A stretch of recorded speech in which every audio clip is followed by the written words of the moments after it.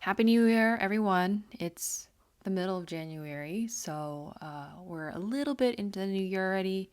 And I feel like when you start out with the new year, a lot of the talk or conversations around goals, resolutions, aspirations, things you want to pursue in the next year for 2025. And for this particular video, I guess, like I've been thinking a lot about that as well of what are my goals and aspirations. And I guess for me, when I think of goals and aspirations, I don't think about it in the same way when I'm setting them for like the new year to come. So the way I've approached my year this year is instead of goals of like you need to accomplish this thing at this time or something like that, it's more about setting like intentions or themes of how I want to approach the year. And one of the themes that I've kind of been uh, pursuing or want to include in my life is this concept of low tech. So, what really is low tech? Is basically for me, uh, is a way to reduce tech in my creative pursuits, which was maybe a little ironic since I'm like filming a video, but let me explain a little bit more detail like what that means. So, 2024 feels like I've been in a big creative rut. And one of the things that I did last year in 2024 is I journaled a lot. So I did a lot of journaling with pen and paper, and I found a lot of, I think, catharsis in just being able to physically write and process what I'm thinking, feeling, and et cetera, so on and so forth.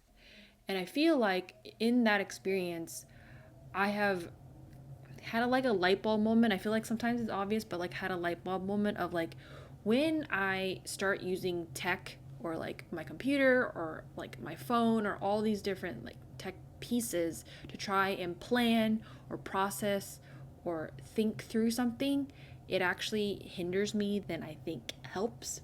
And that's just for me specifically. So, um, and because I had that thought, I was like, why is that the case? And so what I've realized is when I use things like Notion, Google Docs, all these productivity tools or like these word document processing tools and things like that, uh, I start to lean into this like feeling like I need to optimize or get things down to a system, really develop a process. And I start to get distracted by all the peripheral things and not really the thing that I need to, or should be, not should, but like need to be doing, which is like just sit down and get the thing in your head out and process it and just like, I guess, feel what you're doing.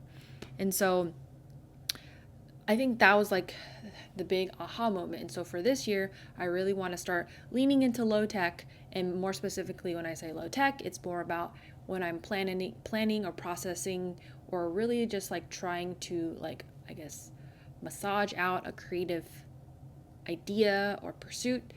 First thing to do is actually write it out on like pen and paper, and then perhaps lean in and go to tech eventually. But even then, so far, what I've started doing is I have this like journal. Like I don't see it here, but I have this journal, and in this journal, I've started writing a lot of my ideas and processing, and just it's been really nice to not be like, okay, let me go into Notion to write all this stuff out. And so, it's definitely a lot slower. Like when I have to write things out to get it all out, it's not there's speed is not my friend, but I think intention and actually the slowness is very helpful in that like I'm not trying to keep up with everything in my brain versus like I'm writing down the things that I really need to write down to process the information in my head.